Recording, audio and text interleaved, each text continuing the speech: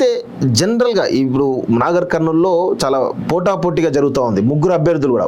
ఒకవైపు మీరు పోతుగడ్డి భరత్గా, అదేవిధంగా ఇంకొక వైపు కాంగ్రెస్ నుంచి మల్లు రవి గారు, అదేవిధంగా బీఆర్ఎస్ పార్టీ నుంచి ఆర్ఎస్ ప్రవీణ్ కొను పోటీ చేస్తున్నారు కదా.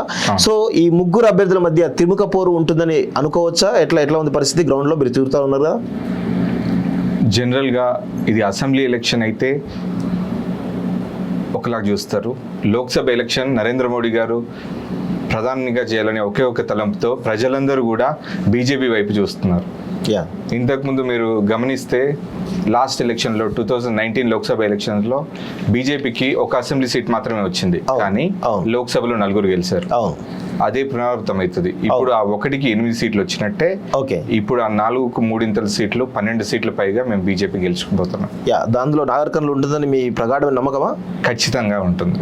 ఎందుకంటే ఎందుకంటే రాష్ట్రంలో అధికారంలో కాంగ్రెస్ పార్టీ ఉంది, కొంత సౌత్ తెలంగాణలో ఎందుకో బీజేపీ చాలా వీక్గా కనబడుతుందని తెలుస్తూ ఉంది. సో ఆ ప్రభావం ఏమన్నా మీ పైన పడే అవకాశం కనబడుతుందా? దేశంలో 200 సీట్ల నుంచి 300 సీట్లకు ప్రబలిన భారతీయ జనతా పార్టీ ఇప్పుడు 400 సీట్లకు ఎగబాకడానికి ఇది ఒక సువర్ణ అవకాశం.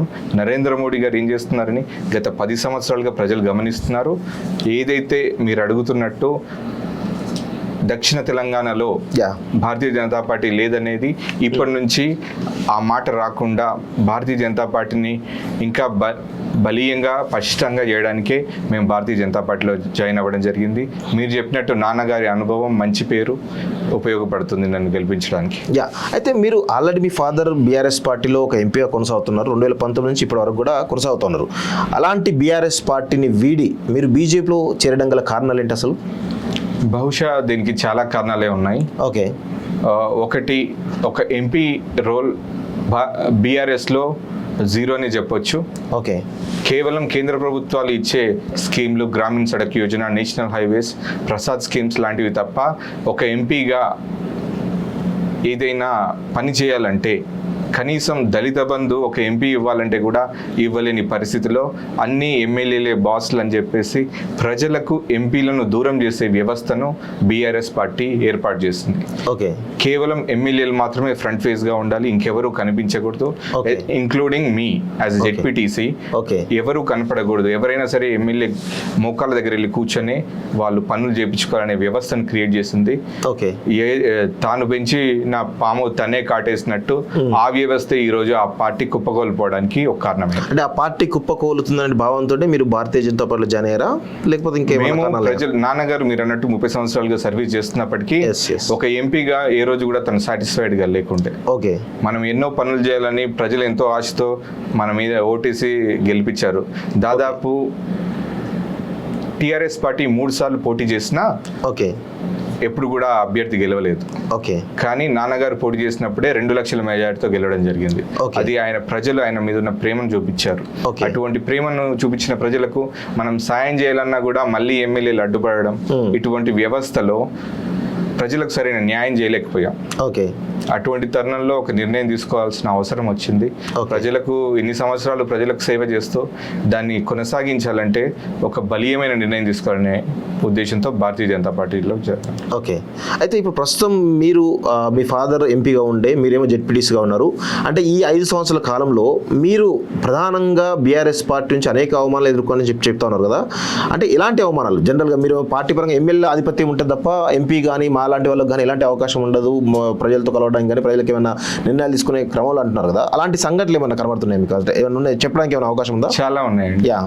ఇప్పుడు నేను బీఆర్ఎస్లో జెడ్పీటీసీగా ఎన్నుకోబడ్డ తర్వాత నాకు జిల్లా పరిషత్ అవకాశం వచ్చింది. జిల్లా పరిషత్ చైర్మన్ అవకాశం వచ్చింది. ఆ చైర్మన్ అవకాశాన్ని నేను కూడా పోటీలో ఉన్నప్పటికీ ఒక అనర్హురాలు, అంటే 3 పిల్లలు ఉంటే పోటీ చేయడానికి అనర్హులు చట్ట ప్రకారం, పంచాయతీరాజ్ చట్ట ప్రకారం అని తెలిసినా నాకు ఇవ్వకూడదు అనే ఉద్దేశంతో వాళ్ళకి ఇవ్వడం జరిగింది. అది కోర్టులో కేసు వేయడం జరిగింది. కోర్టు దాన్ని వాళ్ళు చట్ట విరుద్ధం అని చెప్పి, బీఆర్ఎస్ పార్టీ అధికారంలో ఉంది, మేమేం చేసినా నడుస్తుంది అనే ఉద్దేశంతో చట్ట విరుద్ధమైన చర్య తీసుకొని జిల్లా పరిషత్ చైర్మన్ గా 3.5 సంవత్సరాలు ఒక అనర్హులకు ఇచ్చి రాజ్యాంగ వ్యవస్థను వాళ్ళు ఎంత నిర్వీర్యం చేశారో అర్థం చేసుకోవచ్చు.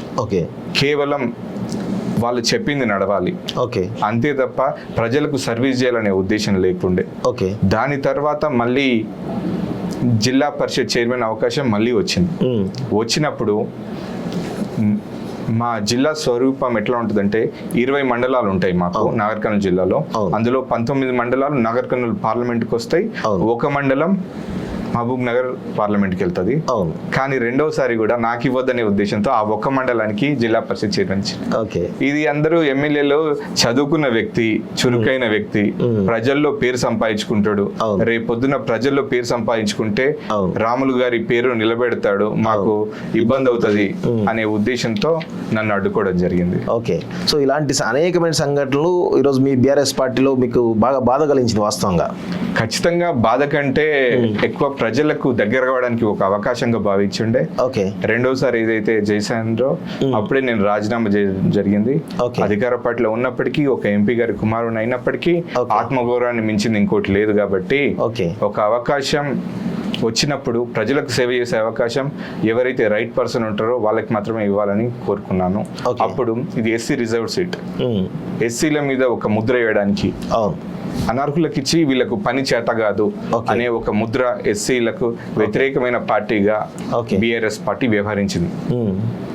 అందులో భాగంగానే నన్ను 2 సార్లు నాకు ఇవ్వకుండా వేరే వాళ్ళకి ఇచ్చి వాళ్లకు ఎమ్మెల్యేల ఆధిపత్యం చెలాయించేలా చూసి ప్రజలందరూ దీన్ని గమనించి దానికి తగిన తీర్పు ఇచ్చారని. అంటే ప్రధానంగా మీ యొక్క ఎదుగుదలను అడ్డుకున్న వాళ్ళలో ప్రధానమైన పేర్లు ఏమని చెప్పవచ్చు? మీరు ఏమంటారు మీరు? మళ్ళీ ఆ పేర్లు అవసరం లేదు, మా జిల్లా ప్రజలందరికీ కూడా తెలుసు. ఓకే, అక్కడ ఉన్న వాళ్ళందరికీ కూడా ప్రజలందరికీ తెలుసు. పార్టీలకు సంబంధం లేకుండా ప్రజలందరూ కూడా గమనిస్తుంటారు. ఓకే, సో ఇప్పుడు జనరల్గా అంటే ఎవరైనా అభ్యర్థి పార్టీ మారాలనుకుంటే రాష్ట్రంలో అధికారంలో పార్టీలో ఉన్నటువంటి పార్టీ అంటే ఎక్కడైతే ప్రస్తుతం మనం అనుకుంటే తెలంగాణ విషయానికి వస్తే కాంగ్రెస్ పార్టీ అధికారంలో ఉంది. అదేవిధంగా నాగర్ కర్నూలులో కూడా అటు మహబూబ్ నగర్ సైడ్ కూడా చాలా వరకు సీఎం కాన్సెన్స్, మళ్ళీ అంతా ఉమ్మడి జిల్లా అంతా కూడా సీఎం కిందికి వస్తుంది వాస్తవంగా. సో ఎవరైనా ఆలోచిస్తే కాంగ్రెస్ వైపు ఆలోచిస్తారు వాస్తవంగా. సో మీ విజయం కూడా సులువుగా ఉంటుంది వాస్తవంగా. అక్కడ భారతీయ జనతా పార్టీ మూలాలు కూడా కొంచెం వీక్గా ఉన్నట్టు తెలుస్తూ ఉంది. అలాంటి అనుకూలమైన పరిస్థితులు వదిలిపెట్టి మీరు ఎందుకు ఒక ముళ్ళ కంచె లాంటి బీజేపీని అక్కడ నాగర్ కర్నూలులో అంత పెద్ద ఎత్తున క్యాడర్ని బీజేపీకి ఎందుకు చేయడం జరిగింది అసలు? బీజేపీ ముళ్ళ కంచె కంటే కూడా ఒక కమలం పువ్వుగా నేను భావించాను. ఓకే, దాని ద్వారా నా పైన వేసిన రాళ్ళు కమలం పువ్వుకు ఎలా అయితే బురద అంటుకోదో ఈ రాళ్ళన్నీ కూడా నాకు అంటుకోకుండా నేను ఎదగలిగింది, నేను సేవ చేయగలిగింది. ఎందుకంటే రేపు రాబోయేది మోడీ గారి ప్రభుత్వమే, 3వ ప్రధాని అయ్యేది మోడీ గారి. మళ్ళీ నేను స్టేట్ లో వేరే పార్టీలో, సెంట్రల్ లో వేరే పార్టీలో ఉండడం వల్ల మా నాగర్ కర్నూలు ప్రాంత ప్రజలకు తగిన న్యాయం చేయగలనని నేను అనుకోలేదు. కాబట్టి మళ్ళీ ప్రభుత్వం వచ్చేది బీజేపీయే. నేను కూడా చిన్నప్పుడు శిశు మందిలో చదువుకుని ఉండే, నేను కూడా సంస్థాగతంగా వారికి ఎంతో కొంత అనుబంధంగానే ఉన్నాను. నాన్నగారితో పాటు వేరే రాజకీయ పార్టీలో ఉన్న నాన్నగారు టీడీపీలో ఉన్నప్పుడు కూడా ప్రతిసారి పొత్తు బీజేపీతోనే ఉండింది గత 20 సంవత్సరాలుగా. దాని తర్వాత ఇప్పుడు అవకాశం వచ్చింది, మీరు అయినట్టు కాంగ్రెస్ కూడా అప్పుడు ఎమ్మెల్యే ఎలక్షన్స్ అప్పుడే నాన్నగారిని రమ్మని అడిగింది. అయినప్పటికీ ఆయన డెసిషన్ ఏంటంటే ఒక మన సిద్ధాంతానికి కట్టుబడి ఉండాలా, నిజాయితీగా పార్టీకి పనిచేయాలన్న ఉద్దేశంతో తను పార్టీ మారకుండా వెయిట్ చేశాము. కానీ ఇప్పుడు సమయం ఆసన్నమైంది, ఇంకా ఆత్మగౌరవాన్ని చంపుకొని బతకాల్సిన అవసరం లేదని భారతీయ జనతా పార్టీకి వెళ్తే దేశ భద్రతను కాపాడే పార్టీ కాబట్టి ఈ రోజు జాయిన్ అయిన 48 గంటల్లోనే ఒక 36 సంవత్సరాల యువకుడినైన నాకు ఫస్ట్ లిస్ట్ లోనే నా పేరు ప్రకటించి మాకు జీవితంలో మర్చిపోలేనంత గౌరవాన్ని భారతీయ జనతా పార్టీ ఇచ్చింది. ఇప్పుడు ఆ నమ్మకాన్ని మీరు నిలబెట్టుకుంటారా? మరి భారతీయ జనతా పార్టీ ఇచ్చినటువంటి అవకాశాన్ని అవకాశాన్ని ఇవ్వడమే కాకుండా మోడీ గారు జాయిన్ అయినప్పుడు అడిగారు, మీకు పార్టీలో జాయిన్ అవుతున్నారు కదా, ఎలా ఉంటుంది, మీకు ఏ రకమైన సాయం చేయాలని అడిగారు. అడిగితే మీరు మా నాగర్ కర్నూలు గడ్డపై అడుగుపెట్టి వెళ్ళండి సార్ చాలు అని చెప్పాను.